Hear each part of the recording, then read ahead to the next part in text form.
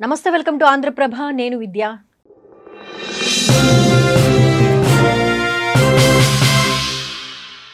ఈరోజు మనతో పాటు ఉన్నారు పొలిటికల్ అనలిస్ట్ రాజు గారు. వారిని అడిగి మరిన్ని విషయాలు తెలుసుకుందాం. అందులో భాగంగా ముఖ్యంగా పవన్ కళ్యాణ్ గారు మాటల్లో చూపించినంత అభివృద్ధి చేతల్లో చూపించలేదు అని అంటున్నారు. దీనికి సంబంధించి రాజుగారు ఏమంటారు ఆయన మాటలో తెలుసుకుందాం. రాజుగారు నమస్కారం అండి, వెల్కమ్ టు ఆంధ్రప్రభ. సార్ ఏంటి ఫస్ట్ పవన్ కళ్యాణ్ గురించి వద్దాం, అక్కడి నుంచి వద్దాం.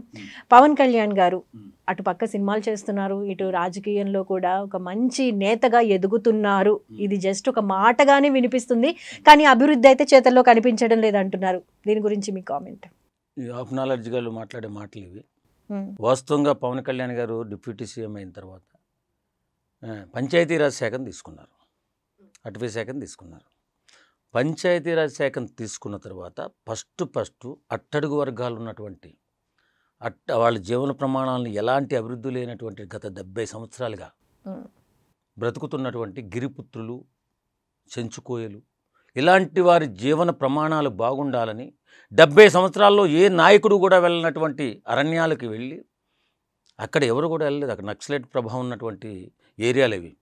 ఆ అరణ్యాలకు వెళ్ళి వాళ్ళు బతుకులు బాగుండాలని, రోడ్డు రవాణా వ్యవస్థ మెరుగుపడాలని, వారికి మంచినీటి సౌకర్యం ఉండాలని, వాళ్ళు చదువుకోవాలని 1000 కోట్లకు పైబడి 1000 కోట్లకు పైబడి రోడ్లు కానీ మంచినీటి సౌకర్యాన్ని కానీ వేసి అభివృద్ధి చేసినటువంటి వ్యక్తి ఎవరైనా ఉన్నారంటే ఈ 70 సంవత్సరాలు ఒక పవన్ కళ్యాణ్, డిప్యూటీ సీఎం పవన్ కళ్యాణ్ గారు. అంత గొప్ప వ్యక్తిత్వం ఉన్న మనిషి పవన్ కళ్యాణ్ గారు. జగన్మోహన్ రెడ్డి 5 సంవత్సరాల్లో పంచాయతీ వ్యవస్థని సర్వనాశనం చేసిన దుర్మార్గుడు ఎవడైనా ఉన్నాడంటే జగన్మోహన్ రెడ్డి. ఎలా చెప్పమంటారు?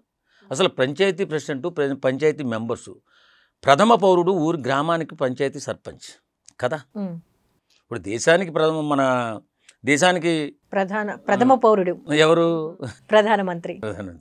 అలాగే మన గ్రామానికి ప్రధాన పౌరుడు సర్పంచ్.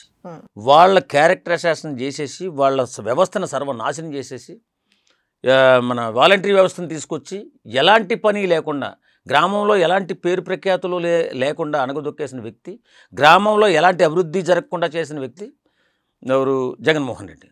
అలాంటి వ్యవస్థను అద్భుతంగా మళ్ళీ పంచాయతీ వ్యవస్థకి, పంచాయతీలకు నిధులు ఇచ్చి గ్రామ స్వరాజ్యాన్ని తీసుకొచ్చిన వ్యక్తి ఎవరైనా ఉన్నారంటే ఈ సంవత్సర కాలంలో పవన్ కళ్యాణ్ గారు మాత్రమే. అది గవర్నమెంట్ సొమ్ము అయినా సొంత సొమ్ము అయినా సరే, ఒకవేళ గవర్నమెంట్ సొమ్ము శాంక్షన్ చేసే అవకాశం లేకపోతే ఎక్కడో కొన్ని పనులకు అవకాశం ఉండదు. అలాంటి వాటికి సొంత డబ్బులు ఇచ్చి ఆయన కష్టార్జితాన్ని ఇచ్చి అభివృద్ధిని చేస్తున్నటువంటి వ్యక్తి ఎవరైనా ఉన్నారంటే పవన్ కళ్యాణ్ గారు. అలాంటి వ్యక్తిని పట్టుకుని అభివృద్ధిలో భాగం కాలేదు, అభివృద్ధి చేయడానికి ఆయన అర్హుడు కాదని చెప్పి మాట్లాడుతున్నారంటే వాళ్ళు ఎంత గొప్ప సన్యాసిలో ఒకసారి ఆలోచించారు. అదేంటండి, ఈ ప్రతిపాదనలు మేము ముందు నుంచి చేస్తూ వచ్చాం, ఇప్పటికి అమల్లోకి వచ్చాయి. ఏ రోడ్లు వేయటం కానివ్వండి, లైట్స్ వేయటం కానివ్వండి, లేకపోతే నీటి సరఫరా కానివ్వండి. మీరు ఊహించేసుకుని ప్రతిపాదన చేసేస్తే అవదండి, దానికి డబ్బు శాంక్షన్ చేయాలి. డబ్బులు ఉంటేనే వర్క్ అవుతుంది. అలాంటిది డబ్బులు శాంక్షన్ చేసి 1000 కోట్లు పైబడి శాంక్షన్ చేసి అభివృద్ధి కార్యక్రమాలు అనతి కాలంలోనే చాలా రోడ్లన్నీ వేసేసారు. అప్పుడే అది కనపట్లేదా? పంచాయతీ వ్యవస్థలో అన్ని గ్రామాలకి నిధులిస్తూ ప్రతి పనిని కూడా పంచాయతీకి అప్పచెప్పిన ఘనత ఏదైనా ఉందంటే పవన్ కళ్యాణ్ గారు వచ్చిన తర్వాత. అంతకుముందు ఏమైంది? పంచాయతీ వ్యవస్థ ఎక్కడ ఉందో తెలిసే ఎవరికైనా? వాలంటరీ వ్యవస్థను బట్టి మన ఊళ్ళలో వాళ్ళే వాలంటీర్లే. ఆడు 10th క్లాస్ చదువుకుంటే చాలు, అక్కడ ప్రెసిడెంట్ని కూడా బెదిరించవచ్చు. అంత గందరగోళం సృష్టించాడు జగన్మోహన్ రెడ్డి. కాబట్టి పవన్ కళ్యాణ్ గారు అతను శాఖలనే కాకుండా కొన్ని శాఖల్లో కూడా వేలు పెడుతున్నారని చెప్పి కొంతమంది బాధపడుతున్నారు మంత్రులు. అలాంటి గొప్పగా అభివృద్ధి కార్యక్రమాల్లో భాగం పంచుకుంటున్నటువంటి పవన్ కళ్యాణ్ గారిని అభివృద్ధి చేయలేదని ఎవరంటారండి? అసలు నిజంగా అలాంటి గొప్ప నాయకుడు ఇప్పటివరకు నిజాయితీపరుడు. అంతెందుకంటే మొన్న ఢిల్లీలో ఏదో 1-2 సందర్భాలలో అభివృద్ధిని చూపించి అభివృద్ధి మొత్తం జరిగిపోయింది అంటున్నారు. అది కరెక్టేనా? వచ్చి ఎంతకాలం అయిందండి? సంవత్సరం అయింది. మా ఆయన దగ్గర మంత్రదండం ఉండదు కదా మార్చేయడానికి ఇమ్మీడియట్లీ. ప్రతి పనిని కూడా చాలా పట్టుదలతో ఇప్పుడు లోకేష్ బాబు కానీ అలాగే చంద్రబాబు నాయుడు గారు కానీ బ్రహ్మాండంగా అభివృద్ధి జరిగే విషయంలో ముందుగానే ప్రణాళిక వేసుకుని వెళుతున్నారు. అసలు రాష్ట్రాన్ని అధపాతాళానికి తొక్కేసిన వ్యక్తి ఎవరైనా ఉన్నారంటే అది జగన్మోహన్ రెడ్డి. ఓన్లీ సంక్షేమాన్ని నమ్ముకున్నాడండి. మీరు ఆలోచించండి. రవాణా వ్యవస్థను సర్వనాశనం చేసేసాడు. అలాగే ఫ్యాక్టరీలు కానీ ఐటీ కంపెనీలు కానీ తీసుకొచ్చాడు ఒక్కటన్నా. ఏం చేశాడు ఆయన? ఆయన ప్యాలెస్లో పడుకుని వచ్చినటువంటి రెవెన్యూని కానీ, అమ్మేసినటువంటి భూముల అమౌంట్ కానీ, తాకట్టు పెట్టినటువంటి కలెక్టర్ ఆఫీసులు కానీ, ఇవన్నీగా కలిపి సంక్షేమ పథకాల రూపంలో పేద ప్రజలకు కొంత మంచే చేశాడు కానీ దోపిడీ కూడా ఎక్కువే జరిగింది అందులో. అంత సర్వనాశనం చేసేసి రాష్ట్రాన్ని 20 సంవత్సరాలు వెనక్కి నెట్టేసినోడు జగన్మోహన్ రెడ్డి. దాన్ని ఒకటి కూడా పుటప్ చేసుకుంటూ ప్రతి రంగాన్ని కూడా అభివృద్ధి చేసుకోవాలన్న ఆలోచనలో వీళ్ళు కూటమి ప్రభుత్వంలో ఉన్నటువంటి ఈ ముగ్గురు త్రిమూర్తుల్లాగా, ఎవరు? చంద్రబాబు నాయుడు గారు, అలాగే పవన్ కళ్యాణ్ గారు, లోకేష్, ఈ ముగ్గురు కలిపి సమన్వయంతో అభివృద్ధి పదంలో ముందుకు నడుపుతున్నారు మెల్లిగా. ఇచ్చినటువంటి హామీలు కూడా ఒక 6 గ్యారెంటీలు ఇచ్చారు. 6 గ్యారెంటీలు ఇవ్వటాన్ని కూడా ఖజానాన్ని ఖాళీ చేసి ఇచ్చినటువంటి మహానుభావుడు జగన్మోహన్ రెడ్డి. మెల్లిగా ఇప్పుడే ఒకటి ఫస్ట్ వచ్చిన వెంటనే 1000 రూపాయలు పెంచి వృద్ధాప్య పెంచి 4000 ఇచ్చారు. ఇస్తున్నారు కదండి. 3 నెలలకు ఒకసారి కూడా ఇస్తున్నారు. ఎందుకంటే ఎవరైనా 1 నెల 2 నెలలు రాలేకపోతే ఇక్కడ దూరంగా ఉండి పెద్దవాళ్ళు వాళ్ళ బిడ్డల దగ్గర ఉంటూ అలాంటి వాళ్ళు కూడా వెసులుబాటు కల్పించి 3 నెలలకు ఒకసారి ఇస్తున్నారు. 3 నెలలకి ఒకేసారి ఇస్తున్నారు. రెండోది 3 గ్యాస్ సిలిండర్లు ఇస్తున్నారు ఇప్పుడు పేదవాళ్ళకి.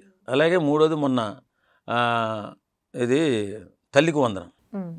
జగన్మోహన్ రెడ్డి ఏం పెట్టారో దాని పేరు అమ్మ ఒడి తల్లికి వందనం. తల్లికి వందనం పేరుతో ప్రతి బిడ్డకి ఒక 2 ఉన్నా 3 ఉన్నా 4 ఉన్నా 5 ఉన్న వాళ్ళు కూడా వచ్చాయి వేళ డబ్బులు. అందరికీ 15,000 చొప్పున వచ్చారు. అయితే 2,000 స్కూల్ డెవలప్మెంట్స్కి అప్పుడు చేశారు, ఇప్పుడు చేశారు. దాని గురించి మాట్లాడుకోవాల్సిన అవసరం లేదు. నిజంగా అంత గొప్పగా అభివృద్ధి చేసుకుంటూ నెక్స్ట్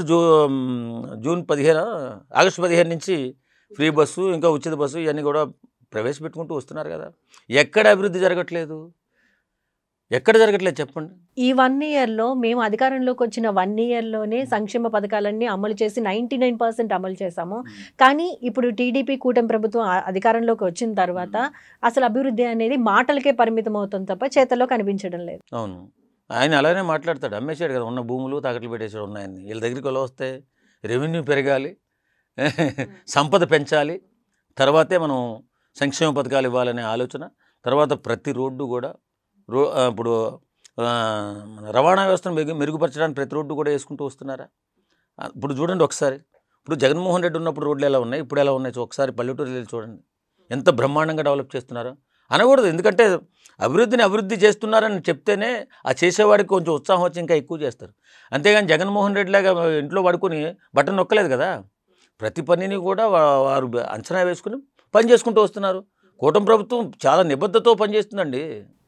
జగన్మోహన్ రెడ్డిలాగా ఇష్టానుసారం పనిచేయాల. జగన్మోహన్ రెడ్డి వచ్చిన తర్వాత రాజకీయాన్ని నీచమైన కలుషితం చేసిన వ్యక్తి ఎవరైనా అంటే జగన్మోహన్ రెడ్డి. రాజకీయంలో ఒక గౌరవం ఉండేది. ప్రతి ఒక్కరు కూడా చాలా గౌరవ సాంప్రదాయాలతో ఉండేవారు. రాజకీయం వచ్చిన తర్వాత పవన్ కళ్యాణ్ లాంటి నాయకుడు వచ్చిన తర్వాత ఒక పార్టీ పెట్టుకుంటే ఆ నిజాయితీపరమైన నాయకుడిని ఏ రకంగా చిత్రహింసలు పెట్టారో మీకు తెలుసు కదా. కాకినాడ ఎమ్మెల్యే దూరంపూడి చంద్రశేఖర్ అనేవాడు అంత దుర్మార్గమైన ఫస్టుగా తల్లిని తిట్టాడు, పవన్ కళ్యాణ్ తల్లిని. అసలు ఎలాంటి కారణం లేకుండా అంత దుర్మార్గంగా తిట్టిన తర్వాతే దేవుడు లాంటి పవన్ కళ్యాణ్ కూడా చెప్పు తగ్గుతారా నాకు కొడకల్లారా అనే మాట దాకా తెచ్చుకున్నారు. అసలు రాజకీయాన్ని కలుషితం చేసి సర్వనాశనం చేసేశారు వైసీపీ నాయకులు.